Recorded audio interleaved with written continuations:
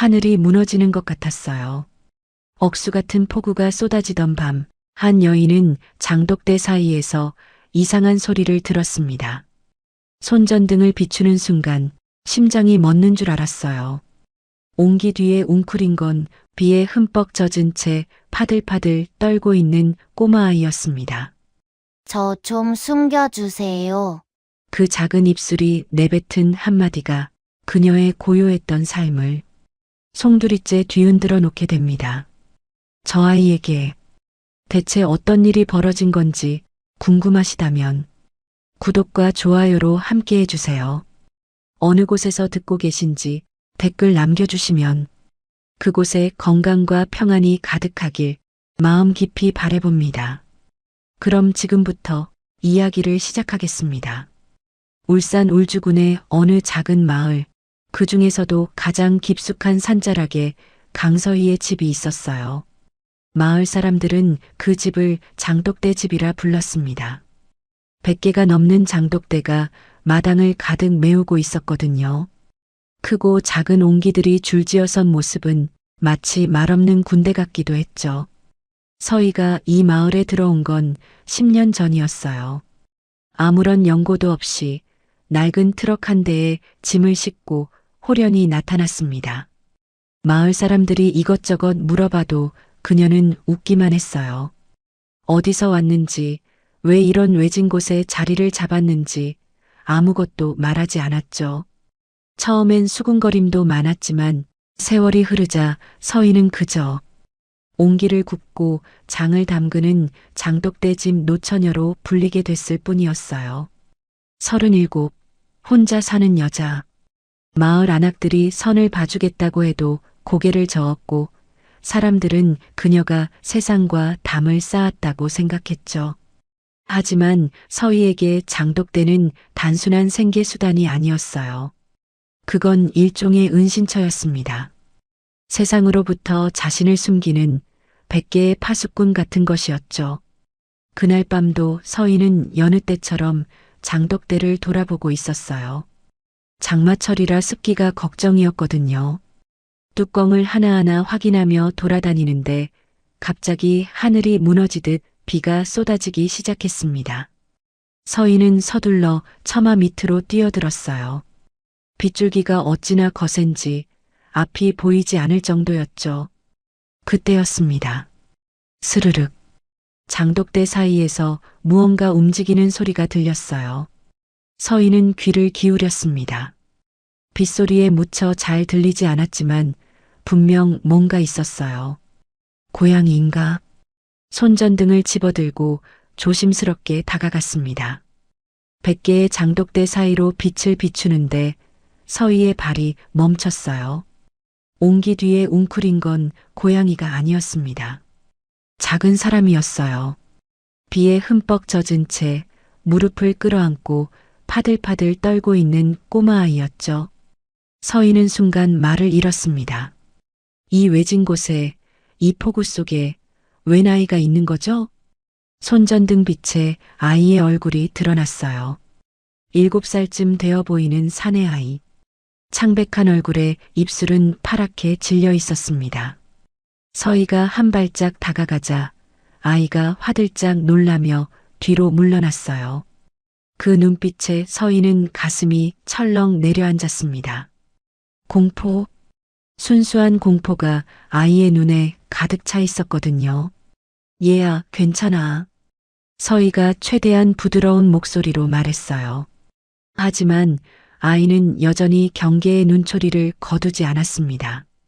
나는 여기 사는 사람이야. 무섭지 않아. 천천히, 아주 천천히 서희가 손을 내밀었어요. 아이의 떨림이 조금 줄어드는 것 같았습니다. 그때 아이의 입술이 달싹였어요. 저 좀 숨겨주세요. 목소리가 너무 작아서 빗소리에 묻힐 뻔했습니다. 서희는 무릎을 꿇고 아이의 눈높이에 맞췄어요. 숨겨달라고? 누구한테서? 아이의 눈에 다시 공포가 스쳤습니다. 작은 손이 서희의 바짓가랑이를 꽉 움켜쥐었어요. 검은 옷 입은 아저씨들이요. 저를 쫓아와요. 제발 제발 숨겨주세요. 서희는 재빨리 주변을 살폈어요. 폭우 때문에 앞이 잘 보이지 않았지만 아직 수상한 기척은 없었습니다. 일단 안으로 들어가자. 서희는 아이를 번쩍 안아 올렸어요. 처마 밑을 지나 현관문을 열고 들어서는 순간 서희는 알았어요. 이 아이를 들이는 순간 자신이 10년간 지켜온 고요한 은둔의 삶은 끝난다는 것을. 젖은 아이를 수건으로 닦이고 마른 옷을 입히고 따뜻한 방에 눕혔어요. 아이는 여전히 서희의 손을 놓지 않았습니다. 마치 놓으면 다시 어둠 속으로 빨려 들어갈 것처럼요. 이름이 뭐니? 준우요. 준우? 좋은 이름이네. 준우야, 배고프지 않아? 아이가 고개를 끄덕였어요. 서희는 부엌으로 향했습니다. 뭔가 따뜻한 걸 먹여야 해. 냉장고를 열었지만 변변한 재료가 없었어요. 하지만 서희에겐 장독대가 있었죠. 비를 맞으며 마당으로 나갔습니다. 100개의 장독대 중 가장 깊숙한 곳에 있는 옹기 뚜껑을 열었어요. 10년 묵은 시간장. 서희가 이 마을에 와서 가장 처음 담근 장이었습니다. 한 국자 떠서 냄새를 맡았어요. 깊고 그윽한 향이 코끝을 스쳤습니다. 이거면 충분해. 부엌으로 돌아온 서희의 손놀림은 빨랐어요. 남은 밥에 물을 붓고 시간장을 넣고 뒷산에서 캐둔 약초 몇 뿌리를 썰어 넣었습니다. 보글보글 끓어오르는 국밥에서 구수한 냄새가 퍼져나왔죠. 서희는 간을 보지 않았어요. 냄새만으로도 충분했거든요. 자, 먹어봐. 서희가 국밥 한 그릇을 내밀었어요. 준우는 조심스럽게 숟가락을 들었습니다. 국물을 한 숟갈 떠서 입에 넣는 순간 아이의 눈이 커졌어요. 맛있어요. 그리고 허겁지겁 먹기 시작했습니다. 서희는 말없이 아이를 바라보았어요. 대체 무슨 일이 있었던 걸까?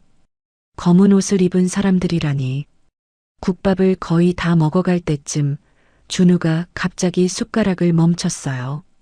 무언가 생각난 듯한 표정이었습니다. 이 맛. 응? 우리 아빠가 찾던 맛이랑 똑같아요.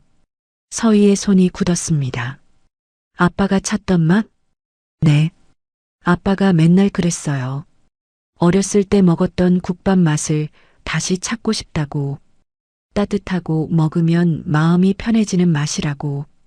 준우의 눈에 눈물이 고였어요. 근데 이모 국밥 먹으니까 아빠 생각이 나요. 아빠가 말하던 그런 느낌이에요. 서희는 아무 말도 할 수 없었습니다. 심장이 쿵쾅거렸어요. 설마 이 아이가. 준우야, 아빠 이름이 뭐니? 한도윤이요. 성진그룹 회장이에요. 순간 서희의 얼굴에서 핏기가 사라졌습니다. 성진그룹. 그 이름을 듣는 순간 10년 전의 기억이 파도처럼 밀려왔어요.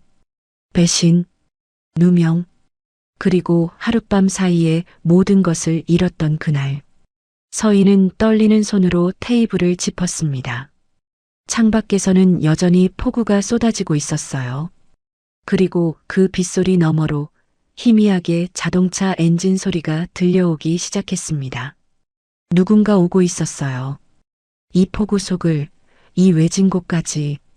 빗소리 사이로 무전기에서 새어나오는 듯한 짧은 잡음이 섞여 들렸습니다. 그리고 산길 너머로 헤드라이트 두 줄기가 어둠을 가르며 다가오고 있었어요. 서희는 알았습니다. 이 아이는 손님이 아니라 자신이 10년간 피해온 과거 그 자체라는 걸요. 헤드라이트 불빛이 점점 가까워지고 있었어요. 서희는 재빨리 준우를 안아 올렸습니다. 아이는 겁에 질려 서희의 목을 꽉 껴안았어요. 준우야, 이모 말 잘 들어. 절대 소리 내면 안 돼. 서희는 부엌 한쪽에 있는 낡은 찬장을 열었습니다. 안에는 장독대용 옹기들이 빼곡했지만 그 뒤로 사람 하나 숨을 만한 공간이 있었어요.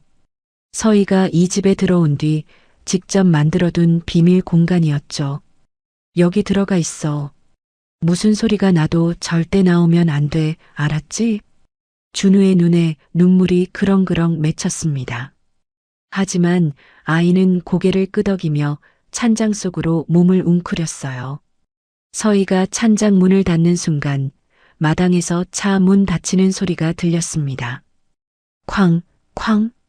거친 발소리가 다가왔어요. 서희는 천천히 숨을 고르며 현관으로 향했습니다. 문을 열기도 전에 밖에서 고함이 터져 나왔어요. 문 열어. 서희는 일부러 천천히 문을 열었습니다. 처마 밑에 검은 양복 차림의 산에 3명이 서 있었어요. 폭우에 흠뻑 젖었지만 그들의 눈빛은 차갑게 빛나고 있었죠. 무슨 일이신가요? 이 밤중에 서희의 목소리는 담담했습니다. 마치 아무것도 모르는 사람처럼. 사내들 중 가장 덩치가 큰 자가 앞으로 나섰어요. 이마에 흉터가 있는 험상궂은 얼굴이었습니다. 아이 하나 못 봤소? 7살짜리 사내에. 아이요? 이 동네에 아이가 어디 있다고. 서희는 고개를 갸웃거렸어요. 흉터 사내의 눈이 가늘어졌습니다. 거짓말하지 마시오. 이 근처에서 목격됐어. 목격이요? 누가요? 이 폭우에 돌아다니는 사람이 있었나 보네. 서희의 태연한 태도에 사내들이 서로 눈짓을 주고받았어요. 그중 한 명이 서희를 밀치고 안으로 들어서려 했습니다. 뭐 하는 거예요? 서희가 팔을 뻗어 막아섰어요. 하지만 체격 차이는 어쩔 수 없었습니다. 사내가 서희를 거칠게 밀어붙이며 집 안으로 들어섰어요. 수색해. 흉터 사내의 명령에 나머지 둘이 집 안 곳곳을 뒤지기 시작했습니다. 방문을 열고 이불을 들추고 장롱을 열어젖혔어요. 서희의 심장이 쿵쾅거렸습니다. 찬장. 제발 찬장은 보지 마. 한 사내가 부엌으로 들어섰어요. 서희의 숨이 멎는 것 같았습니다. 사내의 시선이 찬장 쪽으로 향하려는 순간 서희가 소리쳤어요. 거기 장독대 건드리지 마세요. 10년 묵은 장이에요. 사내가 멈칫했습니다. 서희는 재빨리 부엌으로 뛰어들어가 장독대 앞을 가로막았어요. 여긴 제 전 재산이라고요. 함부로 손 떼면 경찰 부를 겁니다. 흉터 사내가 천천히 다가왔어요. 서희의 턱을 거칠게 잡아 올렸습니다. 경찰? 이 산골에서 경찰이 올 때까지 얼마나 걸릴 것 같소? 차갑고 낮은 목소리였어요. 서희의 등줄기에 식은땀이 흘렀습니다. 우리가 찾는 애는 그냥 애가 아니야. 알아들어? 그 순간 서희는 깨달았어요. 이 사내들은 단순한 유괴범이 아니었습니다. 훈련받은 사람들, 누군가의 명령을 받고 움직이는 자들이었죠. 모르는 일이에요. 난 그냥 혼자 사는 여자라고요. 흉터 사내가 서희의 턱을 놓았습니다.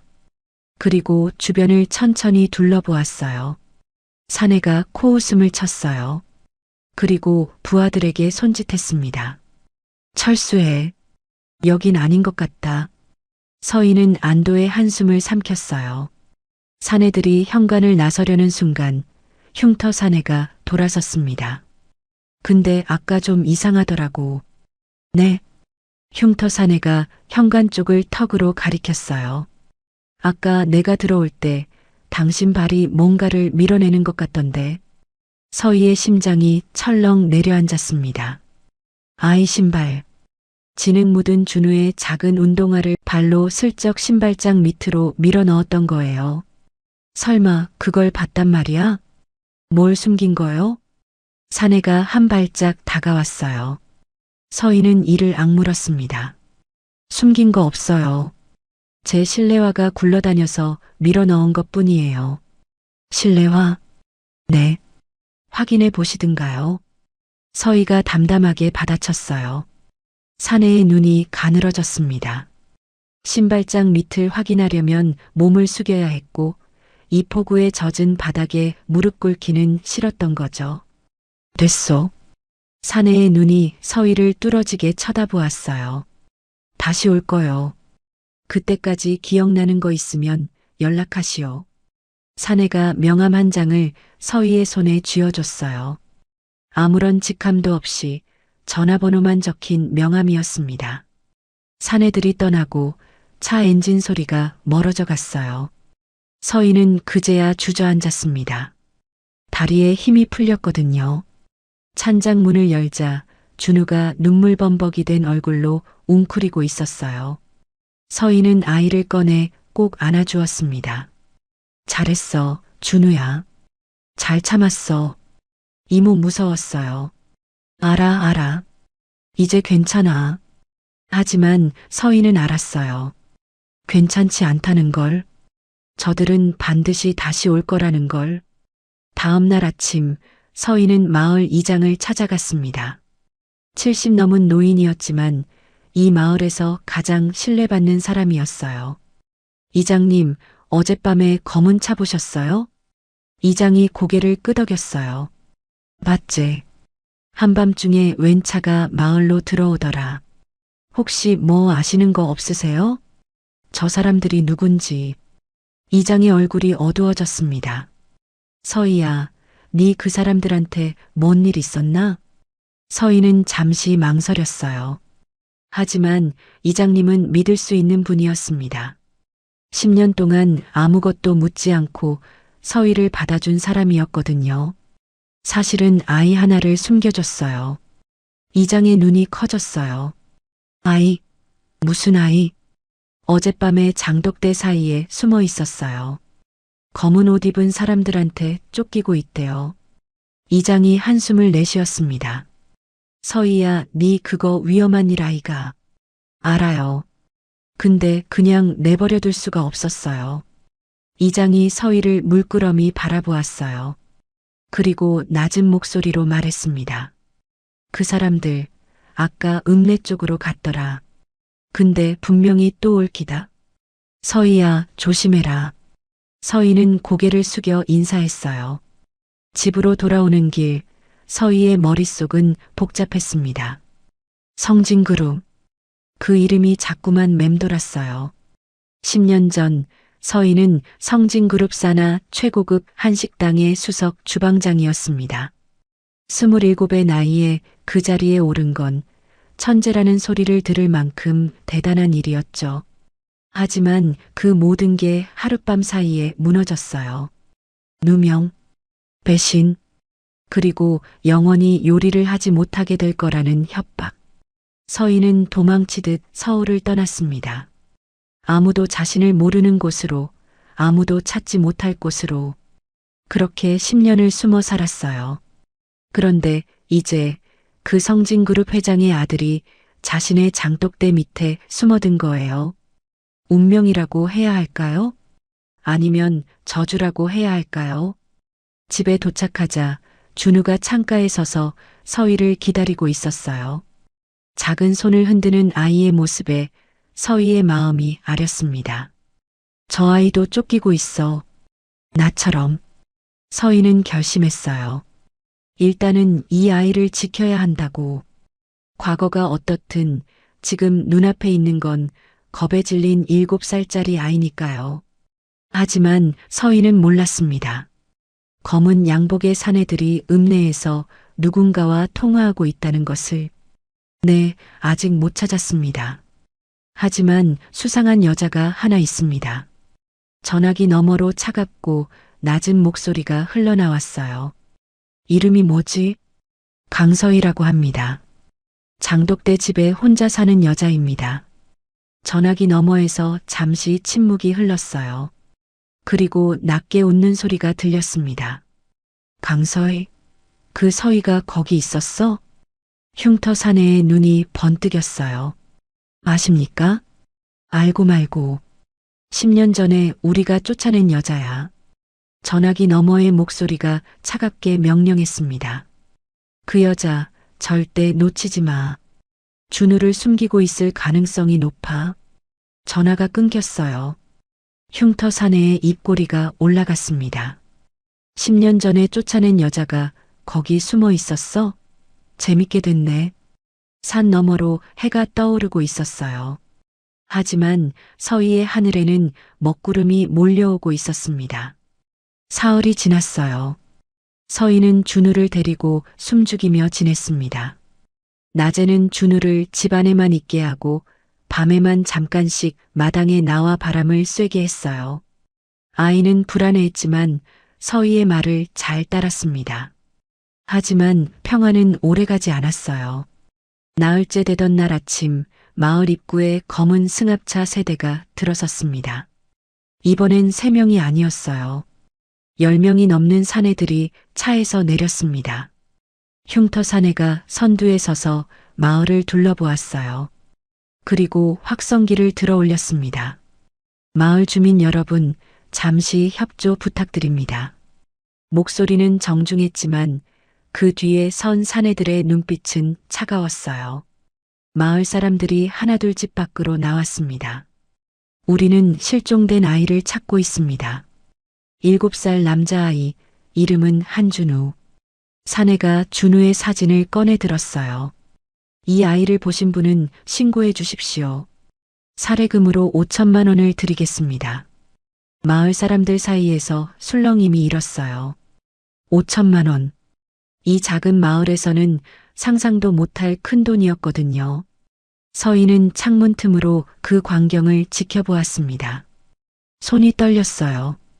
준우는 서희의 뒤에 숨어 옷자락을 꽉 움켜쥐고 있었죠. 이모, 저 아저씨들이에요. 저를 쫓던. 쉿, 조용히 해. 괜찮아. 하지만 괜찮지 않았습니다. 흉터 사내가 이장을 찾아갔어요. 서희의 심장이 쿵쾅거렸습니다. 이장님은 비밀을 지켜주실까? 한참을 대화하던 이장이 고개를 저었어요. 사내의 얼굴이 굳어졌습니다. 그리고 부하 한 명에게 뭔가를 지시했어요. 잠시 후 그 부하가 서류 뭉치를 들고 마을 사람들 앞에 섰습니다. 여러분께 한 가지 알려드릴 게 있습니다. 이 마을에 사는 강서희라는 여자 알고 계시죠? 마을 사람들이 고개를 끄덕였어요. 장독대 집 노처녀. 다들 아는 얼굴이었으니까요. 이 여자는 10년 전 서울의 한 고급 식당에서 손님 음식에 정체불명의 성분을 넣은 혐의로 쫓겨난 사람입니다. 순간 마을 전체가 조용해졌어요. 피해자는 중태에 빠졌고 이 여자는 조사도 받지 않은 채 도주했습니다. 서희의 눈앞이 캄캄해졌어요. 거짓말. 전부 거짓말이야. 하지만 그녀의 말을 10년 전에도 아무도 믿어주지 않았습니다. 마을 사람들의 눈빛이 달라지기 시작했어요. 수군거림이 퍼져나갔습니다. 음식에 뭘 탔다고? 아이고 마, 그런 사람이었나? 그래서 요 처바퀴가 숨어 살았구마이. 서희는 창문에서 한 발짝 물러섰어요. 다리에 힘이 풀렸습니다. 10년간 쌓아온 모든 것이 무너지는 소리가 들리는 것 같았어요. 그날 오후 마을 사람들의 태도가 완전히 바뀌었습니다. 단골로 장을 사가던 아주머니가 서희의 집 앞을 지나치며 고개를 돌렸어요. 인사를 건네도 대답이 없었습니다. 아주머니, 이번 달 된장 가져가실. 됐다마. 인자 안 살 끼다. 차갑게 내뱉은 말에 서희는 할 말을 잃었어요. 저녁 무렵 이장이 찾아왔습니다. 서희는 문을 열며 한 줄기 희망을 품었어요. 이장님만은 자신을 믿어주실 거라고. 하지만 이장의 얼굴은 굳어 있었습니다. 서희야. 이장님, 그 사람들 말 다 거짓말이에요. 저는 그런 적 없어요. 알아. 네가 그럴 사람 아닌 거 나는 안다. 서희의 눈에 눈물이 고였어요. 이장이 한숨을 내쉬었습니다. 근데 서희야, 마을 사람들이 무서워 갖고 난리다. 네.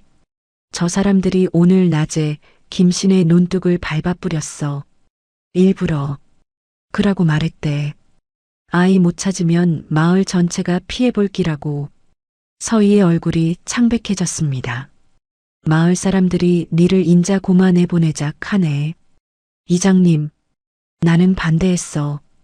근데 다수결이라 서희야, 미안하다. 이장이 고개를 숙였어요. 주름진 눈가에 물기가 맺혀 있었습니다. 서희야, 네 하나 때문에 동네가 시끄러워진 기는 사실이다.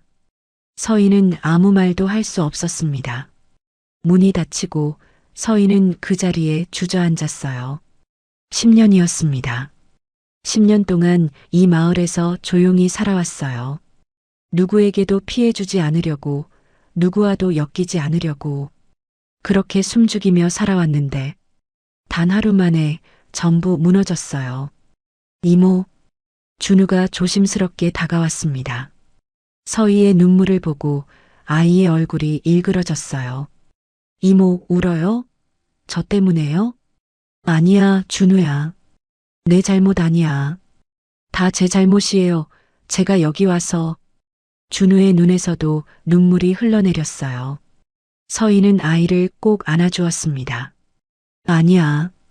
절대 내 잘못 아니야. 그날 밤 서희는 잠을 이루지 못했어요. 준우가 잠든 것을 확인하고 오래된 상자 하나를 꺼냈습니다. 10년 동안 한 번도 열어보지 않았던 상자. 안에는 낡은 신문 스크랩들이 있었어요. 성진그룹 산하 한식당, 식중독 사고 발생, 수석 주방장 강서희, 정체불명 성분 고의 혼입 의혹, 피해자 중태, 주방장 행방 묘연. 서희의 손이 떨렸습니다. 그날의 기억이 선명하게 떠올랐어요. 자신은 아무것도 하지 않았어요. 그날 주방에 이상한 사람이 들어온 것을 봤지만 아무도 믿어주지 않았죠. 오히려 그녀가 범인으로 몰렸습니다. 그리고 그 뒤에는 한 사람이 있었어요. 성진그룹 회장의 동생, 한재혁? 지금 준우를 쫓고 있는 사람들의 배후. 그리고 10년 전 서희의 인생을 망친 장본인. 서희는 신문 스크랩 사이에서 낡은 사진 한 장을 꺼냈어요. 성진그룹 창립 기념 만찬 사진이었습니다. 사진 속에는 젊은 서희가 요리사 복장을 하고 서 있었어요. 그리고 그 옆에는 환하게 웃고 있는 남자가 있었죠. 한도윤, 준우의 아빠, 그리고 서희가 사랑했던 사람. 도윤 씨, 서희의 입에서 낮은 신음이 새어나왔어요. 그는 서희를 지켜주려 했습니다. 하지만 동생 재혁의 계략에 밀려 결국 서희를 보내줄 수밖에 없었죠. 그런데 지금 그의 아들이 서희의 품에 있어요. 그리고 도윤은 행방불명이 됐다고 했죠. 설마 재혁이 형까지 손을 댄 건가? 서희의 눈빛이 달라졌습니다. 분노. 10년 동안 묻어뒀던 분노가 천천히 타오르기 시작했어요. 내 주방을 망치더니, 내 인생을 망치더니, 이제는 아이까지 건드리는 거야? 서희는 주먹을 꽉 쥐었습니다. 더 이상 도망치지 않겠다고, 이번에는 맞서 싸우겠다고, 창밖으로 달이 떠오르고 있었어요. 서희의 눈에 차가운 결의가 서렸습니다. 여러분, 여기까지 들으셨는데 어떠세요? 서희는 10년간 숨어 살았는데 폭우 속에서 만난 아이 하나 때문에 모든 게 무너져 내리고 있어요. 믿었던 마을 사람들마저 등을 돌리고 과거의 누명까지 다시 떠올랐죠. 과연 서희는 이 상황을 어떻게 헤쳐나갈 수 있을까요? 그리고 준우의 아빠 한도윤에게는 대체 무슨 일이 있었던 걸까요? 그럼 여러분, 다음 이야기도 계속 들어봐 주세요. 다음 날 새벽, 서희는 준우를 깨웠어요. 준우야, 일어나. 우리 잠깐 나가야 해. 아이는 눈을 비비며 일어났습니다. 서희는 미리 싸둔 짐을 들고 뒷문으로 나섰어요. 이장의 말대로라면 오늘 중으로 마을을 떠나야 했습니다. 하지만 정문으로 나가면 검은 양복들의 눈에 띌 게 분명했어요. 서희는 뒷산 새길을 통해 읍내로 나갈 생각이었죠. 새벽 안개가 자욱했어요. 서희는 준우의 손을 꼭 잡고 산길을 올랐습니다. 이모, 어디 가요? 조용히. 아저씨들 피해서 가는 거야. 준우는 고개를 끄덕이며 입을 다물었어요. 똑똑한 아이였습니다. 자기 때문에 이모가 힘들어하는 걸 알고 있었거든요. 산길을 1시간쯤 걸었을까? 읍내로 내려가는 갈림길이 보였어요. 서희는 잠시 숨을 돌리며 주변을 살폈습니다. 그때였어요. 거기서 심장이 멎는 것 같았습니다. 뒤를 돌아보니 흉터 사내가 서 있었어요. 양옆에는 부하 2명이 길을 막고 있었죠. 새벽부터 어딜 그렇게 급하게 가시오, 서희 씨? 서희는 준우를 등 뒤로 숨겼어요. 손이 떨렸지만 목소리만은 단단하게 유지하려 애썼습니다. 비켜요. 우리는 그냥 지나갈 뿐이에요. 흉터 사내가 코웃음을 쳤어요. 그냥? 뒤에 숨긴 꼬마는 뭐요? 사내가 한 발짝 다가왔습니다. 서희는 뒤로 물러섰어요. 하지만 뒤에도 사내 한 명이 다가오고 있었습니다. 포위당한 거예요. 순순히 넘기시오. 그러면 당신은 건드리지 않겠소. 이 아이는 못 줘요. 왜? 당신하고 무슨 상관이요? 그냥 며칠 전에 주운 애잔소. 서희의 눈에 불꽃이 일었어요. 상관없는 아이를 이렇게까지 쫓아다니는 건 당신들이잖아요. 대체 왜 이러는 거예요? 흉터 사내의 표정이 굳어졌습니다. 그건 알 필요 없소. 알 필요 없다고요? 이 아이 부모님은요? 한도윤 회장은 지금 어디 있어요? 사내의 눈이 번뜩였어요. 한 회장을 알아? 서희는 입을 다물었습니다. 실수였어요. 도윤의 이름을 꺼내는 게 아니었는데 그냥 아이한테 들었어요. 거짓말. 사내가 서희의 팔을 거칠게 잡았어요. 당신 한 회장하고 무슨 사이요? 나요. 서희가 뿌리치려 했지만 체격 차이는 어쩔 수 없었습니다. 사내의 손아귀 힘이 너무 셌어요. 이모. 준우가 울먹이며 사내의 다리를 붙잡았어요. 이모 놔줘요. 나쁜 아저씨. 사내가 귀찮다는 듯 준우를 밀쳐냈습니다. 아이가 땅바닥에 나뒹굴었어요. 준우야. 서희의 눈에서 불꽃이 튀었습니다. 이를 악물고 사내의 손을 물어버렸어요. 흑. 사내가 손을 놓는 순간 서희는 준우를 안아 올리고 달리기 시작했습니다. 어디로 가는지도 몰랐어요. 그냥 도망쳐야 했습니다. 잡아. 뒤에서 고함 소리가 들렸어요. 발소리가 점점 가까워졌습니다. 숲길을 미친 듯이 달렸어요. 나뭇가지가 얼굴을 핥히었지만 멈출 수 없었습니다. 준우가 서희의 목을 꽉 껴안고 있었어요. 얼마나 달렸을까? 갑자기 발밑이 사라졌어요. 흙, 절벽이었습니다. 서희는 간신히 몸을 틀어 나무 뿌리를 붙잡았어요. 아래를 내려다보니 까마득한 낭떠러지였습니다. 이모. 준우가 공포에 질려 울음을 터뜨렸어요. 서희는 한 손으로 나무 뿌리를 붙잡고 다른 손으로 준우를 안고 있었습니다. 소나기에 힘이 풀려가고 있었어요. 거기 있군. 위에서 흉터 사내의 목소리가 들렸습니다. 사내가 절벽 끝에 서서 내려다보고 있었어요. 꽤 끈질기시네, 서희 씨. 서희는 이를 악물었습니다. 손에 피가 흘렀어요. 나무 뿌리에 손바닥이 찢어진 거였죠. 아이만 넘기면 당신은 살려주겠소. 싫어요. 지금 상황 파악이 안 되시오? 손 놓으면 둘 다 죽어. 서희의 눈에서 눈물이 흘러내렸어요. 하지만 준우를 놓을 수는 없었습니다. 그때였어요. 거기 뭐 하는 거요? 낯선 목소리가 들렸습니다. 흉터 사내가 뒤를 돌아보았어요. 산 아래쪽에서 트럭 한 대가 올라오고 있었습니다. 트럭에서 내린 건 농부 차림의 중년 남자였어요. 아침부터 이게 무슨 소란이요? 흉터 사내가 인상을 썼어요. 목격자가 생긴 거였죠. 상관 마시오. 우리 일이니까. 상관 말라고? 여기가 어딘 줄 알고. 내 밭이요. 남자가 거침없이 다가왔어요. 손에는 괭이가 들려 있었습니다. 흉터 사내가 부하들에게 눈짓했어요.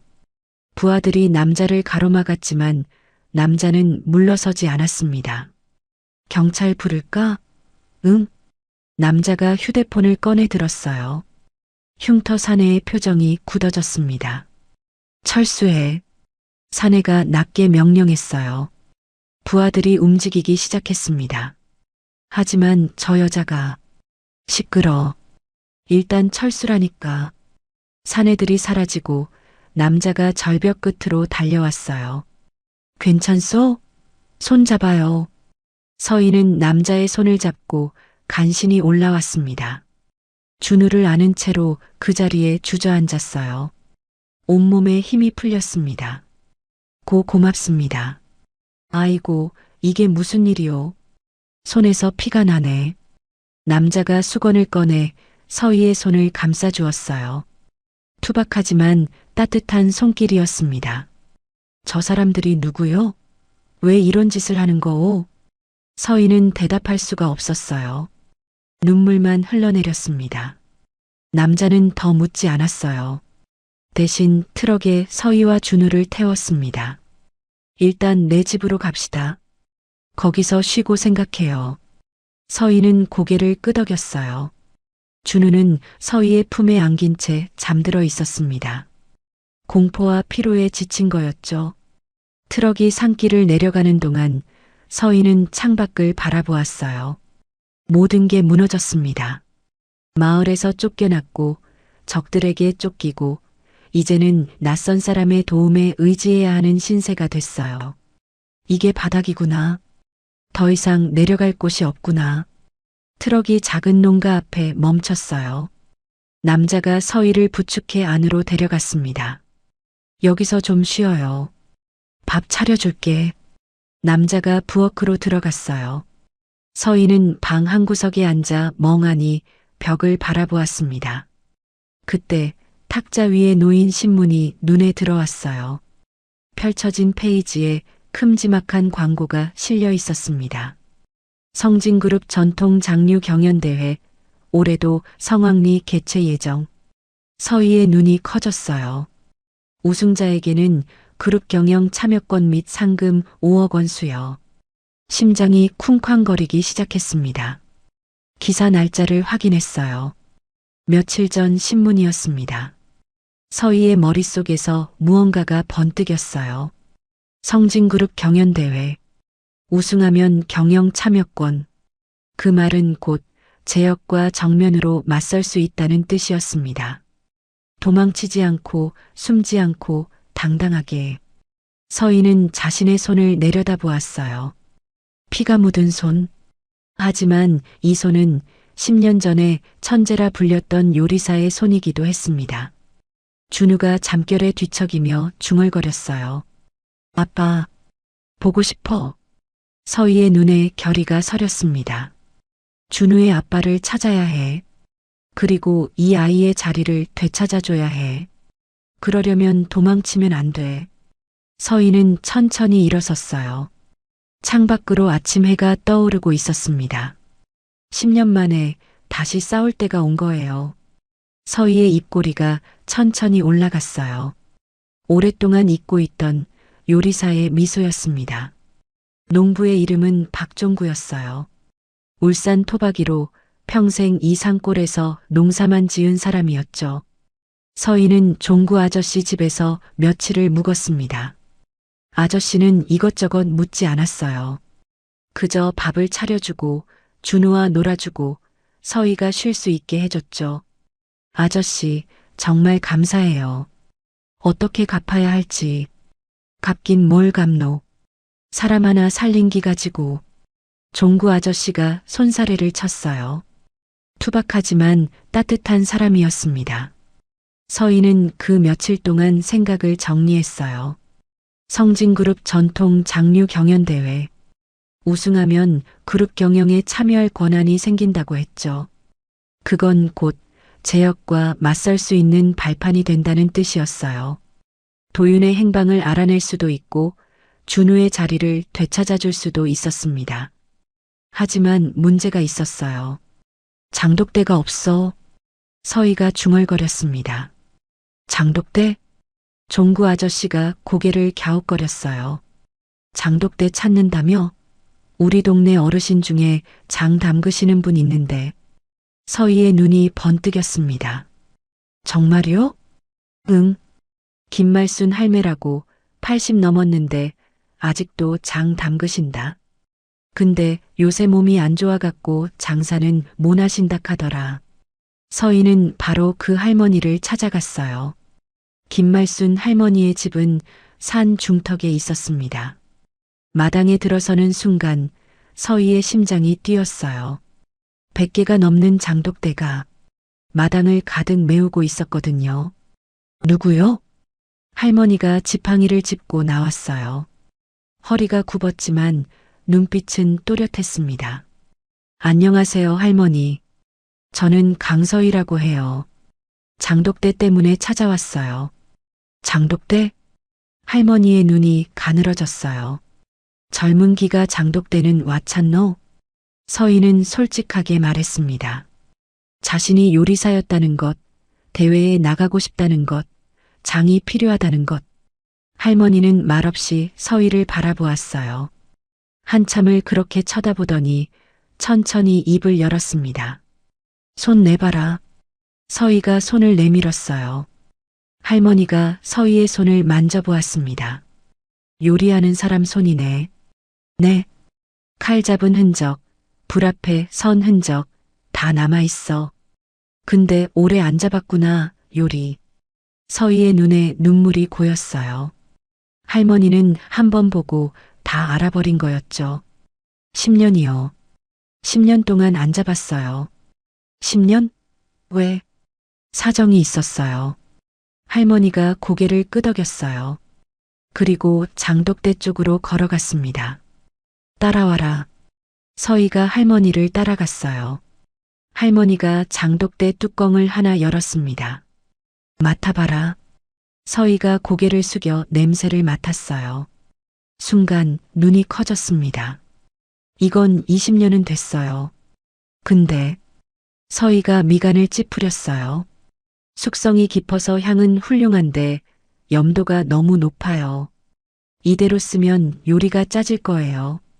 할머니의 눈이 번뜩였습니다. 그걸 냄새만 맡고 알아? 네. 25년쯤 된 것 같은데 이 정도 원석이면 제대로 다듬으면 보석이 될 수 있어요. 할머니가 처음으로 웃었어요. 원석이라 그래. 네 말이 맞다. 25년 묵은 간장이야. 근데 어쩔 거고? 이 짠장을 네가 어떻게 살릴 건데? 서희가 잠시 생각에 잠겼어요. 그러다 문득 떠올랐습니다.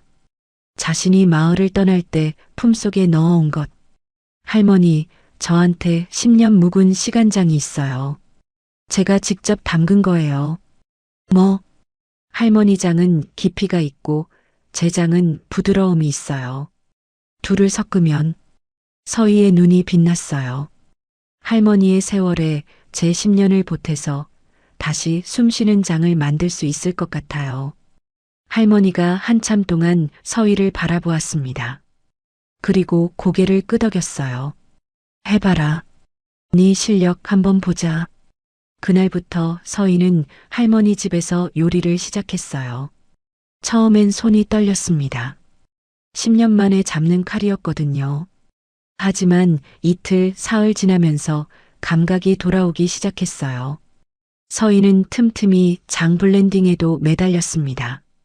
할머니의 25년 간장과 자신의 10년 시간장. 황금 비율을 찾기 위해 수십 번을 섞고 또 섞었어요. 산자락에서 직접 캔 약초를 우린 물도 더했습니다. 짠맛을 부드럽게 감싸면서 깊이는 살리는 비법이었죠.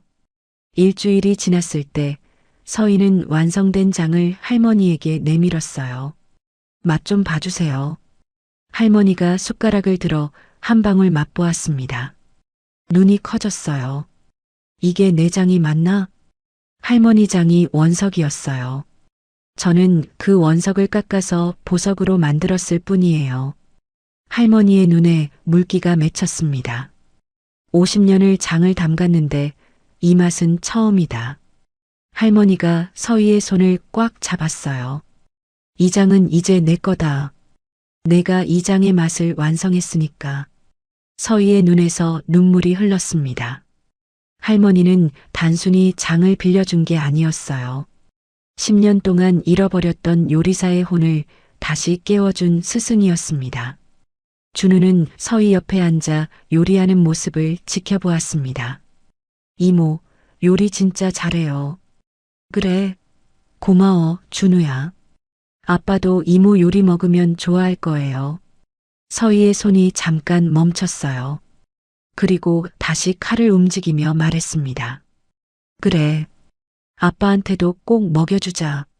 대회 예선까지 2주가 남았어요. 서희는 미친 듯이 연습했습니다. 할머니는 말없이 지켜보다가 가끔 한마디씩 던졌어요. 간이 약하다. 불 조절이 늦다. 정신이 흐트러졌네. 짧지만 정확한 지적이었어요. 서희는 하나하나 새겨들으며 실력을 끌어올렸습니다. 예선 전날 할머니가 서희에게 서류 한 장을 건넸어요. 이게 뭐예요? 전수 확인서다. 대회 규정에 장 이력 내락하더라. 이거 내면 된다. 서희가 서류를 펼쳐보았어요. 김말순 장인이 강서희에게 전통장 제조 비법을 전수하였음을 확인함. 할머니의 도장이 찍혀 있었습니다. 할머니, 가서 이겨라. 니는 이제 내 제자다. 서희는 할머니를 꼭 안았어요. 예선 당일, 서희는 부산에서 열리는 예선장에 도착했어요. 참가자가 200명이 넘었습니다. 전국에서 내로라 하는 요리사들이 모인 거였죠. 접수대에서 서희는 장 이력서와 전수 확인서를 제출했어요. 대회 규정상 사용하는 장의 성분과 발효 연도를 밝혀야 했거든요. 서희는 긴장을 삼키며 조리대 앞에 섰어요. 준우가 객석에서 작은 손을 흔들었습니다. 할머니도 종구 아저씨도 와 있었어요. 시작. 심사위원의 외침과 함께 조리가 시작됐습니다. 서희는 직접 완성한 장을 꺼냈어요. 할머니의 25년 간장과 자신의 10년 시간장. 울죽은 약초 물로 빚어낸 서희만의 장이었죠. 손이 춤추듯 움직였습니다. 10년 동안 잠들어 있던 실력이 깨어나고 있었어요. 저 사람 손놀림이 보통이 아닌데? 장다루는 솜씨 좀 봐. 주변에서 수군거림이 들렸어요. 서희는 신경 쓰지 않았습니다. 오직 요리에만 집중했어요. 1시간 후 서희는 접시를 제출했습니다. 심사위원들이 한 숟갈씩 맛보았어요. 표정이 변하기 시작했습니다. 이 깊이는 뭐지? 장맛이 예사롭지 않아. 수석 심사위원이 서희가 제출한 장 이력서를 다시 펼쳐보았어요. 25년 간장과 10년 간장의 블렌딩이라 이건 단순히 좋은 장을 가져온 게 아닙니다. 다른 심사위원도 고개를 끄덕였어요. 두 세대의 시간을 하나로 빚어낸 거예요. 그것도 이 귀한 장들을 망치지 않고 완벽하게 요리에 녹여냈어요. 요리사는 장을 빚는 사람이기도 하지만 장을 깨우는 사람이기도 합니다. 이 참가자는 그걸 아는 사람이에요. 결과 발표. 서희는 예선 1위로 통과했습니다. 됐다. 준우가 뛰어와 서희를 안았어요. 할머니도 흐뭇한 표정으로 고개를 끄덕였죠. 잘했다. 내 장을 네가 살렸네. 아니에요, 할머니. 우리가 함께 만든 장이에요. 하지만 기쁨도 잠시였어요. 결승 대진표가 발표됐을 때 서희의 얼굴이 굳어졌습니다. 결승 상대 이름 오정환. 10년 전 서희에게 누명을 씌우고 주방장 자리를 빼앗은 바로 그 남자였어요. 서희는 이를 악물었습니다. 잊지 않았어. 단 하루도 잊은 적 없었다고. 결승전은 일주일 뒤 서울에서 열렸습니다. 성진그룹 본사 대강당. 수백 명의 관객과 카메라가 지켜보는 가운데 서희는 조리대 앞에 섰어요. 맞은편에는 오정환이 서 있었습니다. 10년 전보다 살이 찌고 얼굴에 기름기가 흘렀어요. 하지만 그 교활한 눈빛은 여전했죠. 어머, 이게 누구야? 서희 씨 아니야? 오정환이 비웃듯 말했어요. 10년 만이네. 그때 도망친 거 아직도 기억나는데. 서희는 대답하지 않았어요. 그냥 묵묵히 재료를 정리했습니다. 무시? 좋아요. 대신 또 지면 이번엔 어디로 도망칠 건지 궁금하네. 오정환이 코웃음을 쳤어요. 시작. 심사위원장의 선언과 함께 결승전이 시작됐습니다. 오정환은 화려했어요. 불쇼를 하듯 펜을 휘두르고 현란한 칼질로 관객들의 탄성을 자아냈죠. 반면 서희는 조용했습니다. 묵묵히 담담히 자신만의 요리를 만들어갔어요. 준우가 객석에서 두 손을 모으고 기도하듯 서희를 바라보았습니다. 할머니도 종구 아저씨도 긴장된 표정이었어요. 서희는 마지막 순간 장독대에서 가져온 간장을 국물에 넣었습니다. 25년 묵은 간장. 그리고 포구 치던 밤 준우에게 끓여줬던 그 국밥의 기억. 완성. 서희가 접시를 들어 올렸어요. 이름은 생명력의 국.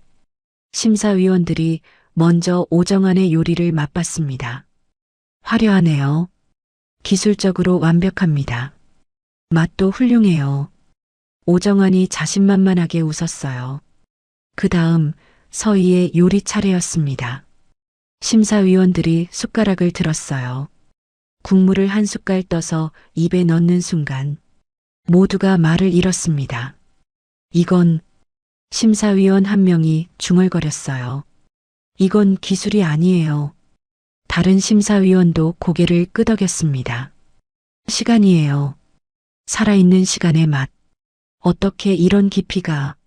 심사위원 한가운데 성진그룹 창업주 한만식 명예회장이 앉아 있었어요. 바로 도윤과 재혁의 아버지였죠. 한만식이 떨리는 손으로 숟가락을 들었어요. 국물을 한 숟갈 떠서 입에 넣는 순간 노인의 눈에서 눈물이 흘러내렸습니다. 이 맛이야. 떨리는 목소리였어요. 50년 전 어머니가 끓여주시던 그 맛이야. 대강당이 술렁였습니다. 한만식이 서희를 바라보았어요. 당신이 강서희요? 네, 명예회장님. 10년 전에 사라진 그 천재 주방장? 서희는 고개를 끄덕였어요. 한만식의 눈빛이 복잡하게 흔들렸습니다. 왜 사라졌소? 대체 무슨 일이 있었던 거요? 서희는 오정환을 바라보았어요. 오정환의 얼굴이 창백하게 질려 있었습니다. 그건 서희가 입을 열려는 순간 대강당 문이 열렸어요. 검은 양복을 입은 남자가 들어왔습니다. 사람들 사이를 헤치고 앞으로 걸어오는 그의 얼굴. 서희의 숨이 멎었어요. 한재혁? 성진그룹 부회장. 그리고 이 모든 비극의 원흉이 직접 나타난 거였습니다. 재혁이 차가운 눈으로 서희를 바라보며 말했어요. 오래간만이네요, 강서희 씨. 아니, 형수님이라고 불러야 하나? 대강당 전체가 얼어붙었습니다. 재혁의 말에 사람들이 술렁였어요. 명예회장의 얼굴이 굳어졌습니다. 재혁아, 그게 무슨 소리냐? 아버지는 모르셨죠. 형이 이 여자랑 결혼하겠다고 집안에 처음으로 맞섰다는 거. 서희의 손이 떨렸어요. 하지만 피하지 않았습니다. 네, 맞아요. 서희가 또렷하게 말했어요. 저는 한도윤 회장과 교제하던 사이였어요. 10년 전에요. 대강당이 다시 술렁였습니다. 명예회장이 팔걸이를 꽉 쥐었어요. 회장님께 인사드리러 가기로 한 날이었어요. 서희의 눈에 눈물이 고였습니다. 그날 밤 제가 담당하던 VIP 만찬에서 식중독 사고가 났어요. 저는 아무것도 안 했는데 누군가 제 음식에 뭔가를 넣었어요. 서희가 오정환을 바라보았어요. 오정환의 얼굴이 새하얗게 질렸습니다. 그리고 그 누군가는 제 자리를 노리고 있던 사람이었죠. 거짓말이야. 오정환이 소리쳤어요. 증거 있어? 증거. 그때 서희의 뒤에서 목소리가 들렸습니다. 증거라면 여기 있습니다. 사람들이 돌아보았어요. 휠체어를 탄 남자가 대강당 안으로 들어오고 있었습니다. 서희의 심장이 멎는 것 같았어요. 도윤 씨? 한도윤이었습니다. 수척해진 얼굴, 휠체어에 앉은 몸. 하지만 분명히 도윤이었어요. 아빠. 준우가 객석에서 뛰쳐나왔습니다. 도윤의 품으로 달려가 와락 안겼어요. 아빠. 준우야, 미안해. 아빠가 늦었지? 도윤이 아들을 꼭 안아주었어요. 그리고 서희를 바라보았습니다. 서희 씨, 정말 오래 기다리게 했네요. 서희의 눈에서 눈물이 쏟아졌어요. 도윤이 품에서 USB 하나를 꺼냈어요. 먼저 이걸 보시죠. 직원이 USB를 받아 스크린에 연결했습니다. 영상이 재생되기 시작했어요. 이 영상은 재혁이 안심하고 있던 내부 서버 백업에서 빼냈습니다. 제가 심어놓은 사람이 오랫동안 지켜보다 틈을 노렸죠. 10년 전에 CCTV 영상이었습니다. 주방 뒤편에서 누군가가 서희의 음식에 뭔가를 넣고 있었어요. 그 얼굴이 클로즈업 되는 순간 대강당이 경악으로 물들었습니다. 오정환이었어요. 이건 조작이야. 오정환이 발버둥 쳤지만 영상은 계속됐습니다. 그리고 또 다른 영상. 재혁과 오정환이 만나 돈다발을 주고받는 장면이었어요. 형수가 될 여자를 없애. 그러면 주방장 자리는 내 거다. 재혁의 목소리가 또렷하게 울려 퍼졌습니다. 재혁? 명예회장이 벌떡 일어서려다 비틀거렸어요. 내가 이런 짓을 했단 말이냐? 나는 내가 매달 가져오는 도윤이의 해외 생활 보고서를 철석같이 믿었거늘. 도윤이 차갑게 재혁을 응시하며 말을 이었습니다.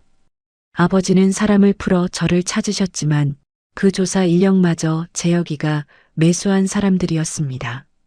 재혁이는 제가 외국에서 방탕하게 살며 아버지를 원망하고 있다는 가짜 보고서와 조작된 사진들을 만들어 아버지를 속여온 겁니다.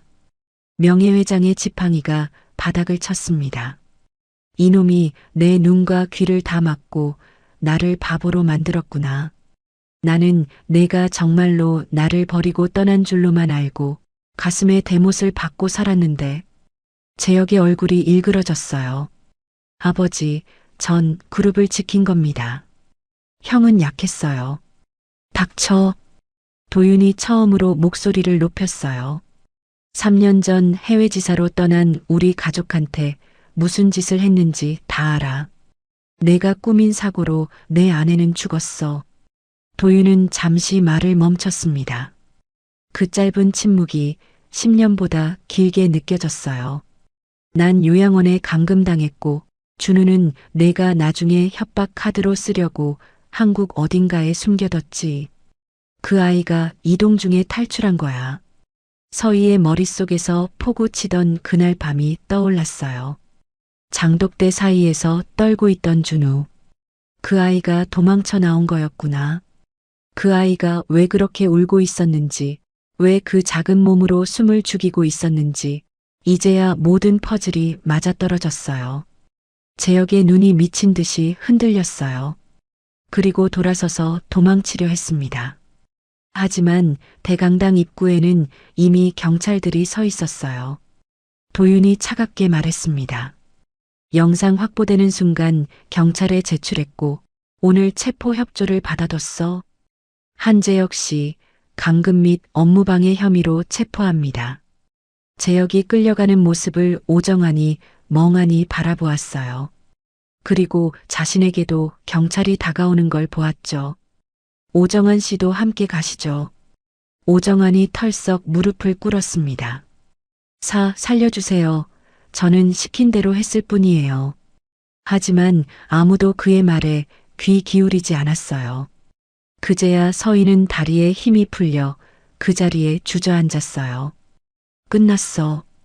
10년이었습니다. 10년 동안 짊어지고 살았던 누명이 벗겨지는 순간이었어요. 명예회장이 서희 앞으로 다가왔습니다. 떨리는 손으로 서희의 손을 잡았어요. 미안하오, 서희 씨. 이 늙은이가 몰랐어. 아닙니다, 명예회장님. 도윤이 휠체어에서 일어나 서희에게 다가왔습니다. 비틀거리면서도 한 발짝 한 발짝. 서희 씨, 무리하시면 안 돼요. 10년 동안 하고 싶었던 말이 있어요. 도윤이 서희의 손을 잡았어요. 기다려줘서 고마워요. 그리고 미안해요. 서희는 아무 말도 못하고 울기만 했습니다. 준우가 두 사람 사이로 끼어들었어요.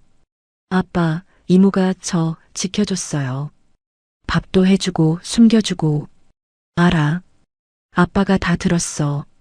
도윤이 준우의 머리를 쓰다듬었어요. 준우가 잠시 서희를 올려다보았어요. 그리고 아무 말 없이 그녀의 손을 꼭 붙잡았습니다. 8개월 후 서희는 성진그룹의 복직 제안을 거절했어요. 서울의 화려한 자리 대신 그녀가 선택한 건 다른 곳이었습니다. 울산 울주군의 작은 마을, 장독대가 있는 그 집이었어요. 명예회장은 그 집을 한 번도 찾아오지 않았지만 매달 같은 주소로 장독에 쓸 콩을 보내줬습니다. 엄마, 나왔어요. 주말마다 준우가 찾아왔습니다.